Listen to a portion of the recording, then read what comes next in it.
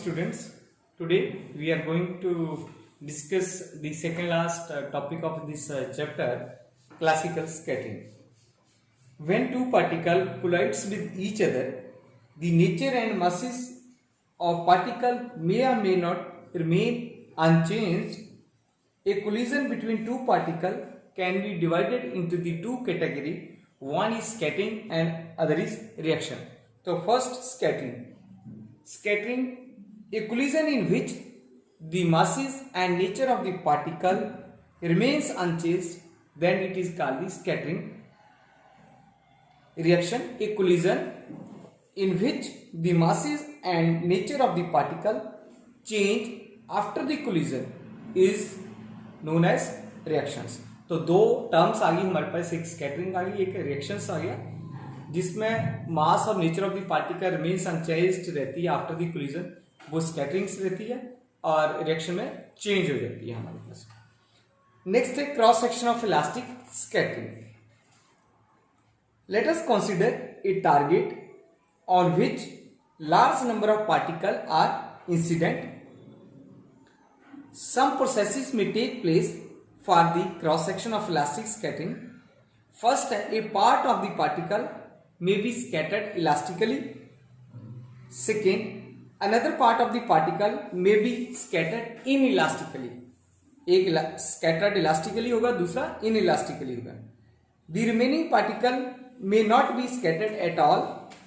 The angle of scattering for the scattered particle may vary from 0 degree to 180 degree. The cross section of elastic scattering may be defined as the effective target area y the target to the incident beam of particle during elastic scattering.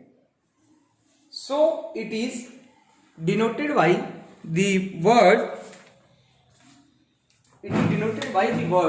Sigma S C. इसको हम sigma S सी से denote कर सकते हैं, represents कर सकते हैं, और इसके जो यूनिट्स होते हैं वो वैरन होते हैं. Unit is equal to barns होते हैं. Unit is barn. तो 1 barn is equal to 10⁻⁻28 metre square के बराबर से होता है. तो ये नोट कर लो, दोनों चीजें बहुत इंपॉर्टेंट है. जो क्रॉस सेक्शन एरिया है वो सिग्मा एससी से लिखते हैं, और इसके जो यूनिट्स होते हैं वैरन्स होते हैं, और 10⁻⁻28 मीटर स्क्वायर्स होते हैं. If the incident particle hit the target in the area of cross section, the scattering is bound to occur. But if the incident particle hit the target outside the area of cross section, the particle will go without interacting with the targets. So it is important to note here that the cross section does not represent the geometric area of the targets. अगर वो target नहीं होती है तो इसका मतलब कि probability होगी कोई. The probability of the elastic scattering may be defined as the ratio of the number of particles scattered by the target elastically to the total number of particles incident on the targets. या mathematical हम कैसे लिख सकते हैं, आप देख सकते हो. Probability of elastic scattering is equal to number of particles scattered elastically to the total number of incident particles. Right. उसके बाद हम डेरिवेशंस देखेंगे. Derivation for cross section of elastic scattering. Let us consider a target having n particle in it. Now, suppose that the thickness of the target is so small that there is no overlapping of the target particles. If A is the area of the cross section, area of the target, and I be the number of particle incident per unit area per second, then the total number of particle incident on the target per second is I into A. Suppose N denotes the number of particles scattered elastically per target per particles per second. So the number of particles scattered elastically per second is equal to n small n into n into SC. This is equation number 1. अब probability of the elastic scattering क्या हो सकती है? n small n capital N SC upon I into A.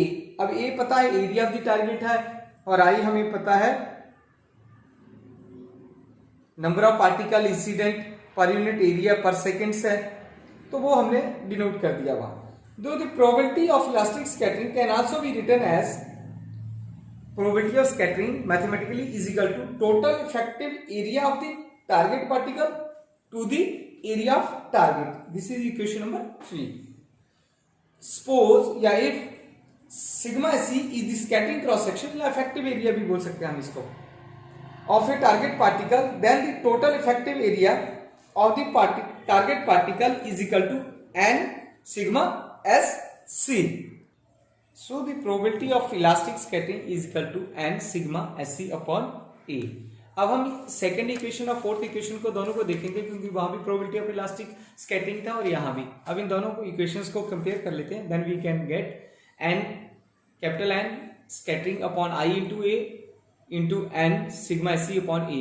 अब जो चीज cancel होती है उसको कैंसिल कर देते हैं, और then we can get sigma sc, yes cross section of elastic scattering भी बोल देते हैं हम लोग, is equal to n SC upon I. तो this is the expression for the cross section of elastic scattering. Next है differential cross section of elastic scattering. सबसे पहले ये एग्जाम में आता है क्वेश्चंस, बहुत इंपॉर्टेंट है differential cross section of elastic scattering. तो डेफिनेशन क्या है इसकी? It is defined as the ratio of the number of particle elastically scattered per second in a given direction theta into solid angle per unit intensity of the beam of incident particle. It is defined या denoted as sigma sc theta if n sc theta denotes, क्योंकि angle की बात आ गई तब हम theta को बोल रहे हैं, d omega denotes the number of particles scattered in a given direction theta into solid angle d omega, and I is the intensity of beam of incident particles. Then in mathematical sigma sc d omega is equal to n sc d omega upon I. Let it be equation number 6. Then we can rearrange these equations. N sc d omega is equal to I sigma sc d omega. It is equation number 7, where the solid angle d omega for a central force field is given by the relation. Then we get d omega is equal to 2 pi sin theta d theta.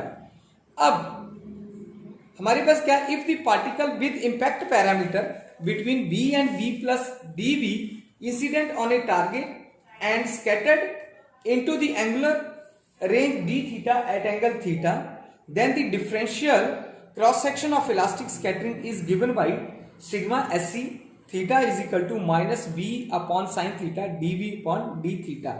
अब ये हमने एक नया term पढ़ा है यहाँ पे, impact parameters.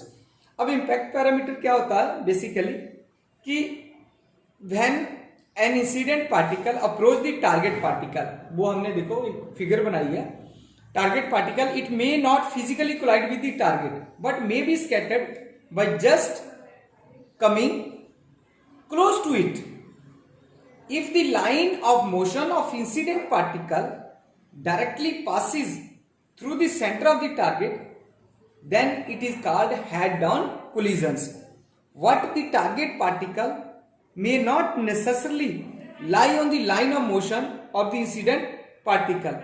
So the definition of the impact parameter may be defined as the perpendicular distance between the line of motion of the incident particle and a line parallel to it, what passing through the center of the target. अब S is equal to AB is the impact parameter, यानी जो ये वाला area है मेरे पास, ये वाला जो एरिया, इसको हम इम्पैक्ट पैरामीटर्स बोल देते हैं। तो this is about the information about the differential scattering cross section in terms of impact parameters. ये काफी बड़ा कंसेप्ट है, हम इसके रिलेटेड जो है प्रैक्टिकल भी करेंगे इम्पैक्ट पैरामीटर से जब हमारा प्रैक्टिकल एग्जाम स्टार्ट होंगे। तो इसी के साथ हमारे पास जो एक लास्ट आर्टिकल्स बचता है, वो रहता है रदरफोर्ड स्कैटरिंग एक्सपेरिमेंट। ठीक है, तो उसके बाद ये हमारा यूनिट जो है वो खत्म हो जाएगा। Hope you enjoy this lecture. Thank you very much.